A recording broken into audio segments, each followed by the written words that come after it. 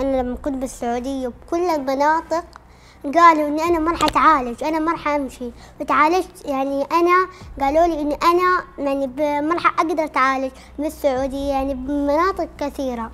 فلما سمعنا بالدكتور هاني هذا شيء مرة أسعدنا لأنه ما بننتظر سنين كثيرة. الطفلة السعودية الجوهرة ذات 11 عاماً عانت من اعوجاج كبير في العمود الفقري بسبب خلل جيني ولادي، وهذا ما أثر على الأعصاب والعضلات لديها. حاولت عائلتها اللجوء للعديد من الأطباء داخل السعودية، ولكنهم أجمعوا ألا حلول، بل أنهم قالوا لوالدتها: قومي بوداعها لأن طفلتك ستفارق الحياة عما قريب. بس إني أعرف أنا إن العمود الفقري مايل وحناء يعني. ولكن كلامهم رغم ثقله على القلب وقساوته لم يجعلهم يتوقفون، فأسرعوا بها للسفر لتركيا ومكثوا فيها قرابة الشهرين، ولكن لا أمل، بل كانت هناك خطورة عالية من إجراء أي عملية لها، لتقرر والدتها الذهاب بها إلى ألمانيا، ولكن إرادة الله فاقت كل الإرادات.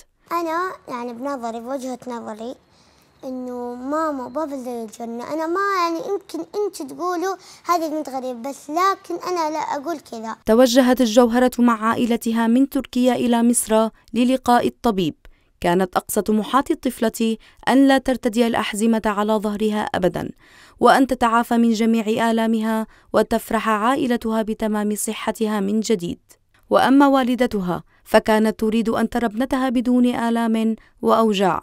أنا والله العظيم أنا مرة مرة مرة مرة فرحانة يا دكتور هاني إني ما راح ألبس شيء اسمه حزام اللي هو جدا جدا يضايقني، وأنت راح تعالجني من ذا الشيء الحزام، وراح تخليني يعني مرة كويسة، وأنا جدا فرحانة منه. من كلام الأطباء لهم بوداعها في السعودية ولتركيا، ورأي أفضل الأطباء بأن عمليتها ستستغرق 10 ساعات مع درجة خطورة عالية جدا على صحتها، وإلى تشخيص الطبيب هاني وقوله بأن العملية ستكون لساعتين إن شاء الله، مع نسبة نجاح أكثر من 95%. بحقق حلمي اللي هو دوب كلمتك عنه اللي هو العمود الفقري، وأنت راح تحقق لي هذا الحلم اللي أنا راح أتفائل فيه له بالخير. وأنا ما راح أقول، أنا راح أقول إني راح أكون طبيعية، وأنا جدا جدا جدا يا دكتور من قلبي إني أشكرك.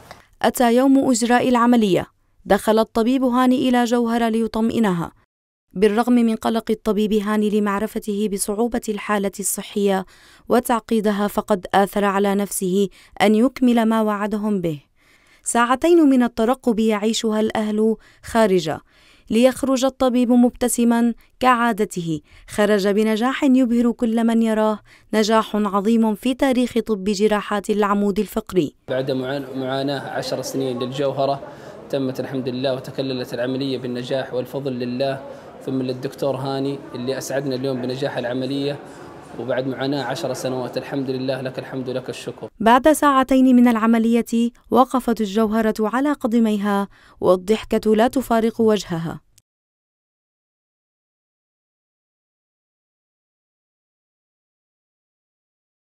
اليوم 10 أيام من العملية، وصرت الجوهرة الجديدة ومرة يعني تعدلت مرة كثير. فقد تحقق الحلم الذي كان من المستحيل تحقيقه. أنا جدا أشكرك لأنه أنت حققت حلمي وحققت حلم أطفال كثيرين، والآن هم جدا يشكروك. تغيرت كذا يعني صرت الجوهرة ثانية، فعشان كذا صورت يعني أشياء يعني أبى أكون يعني فرحانة بحلمي اللي حققته.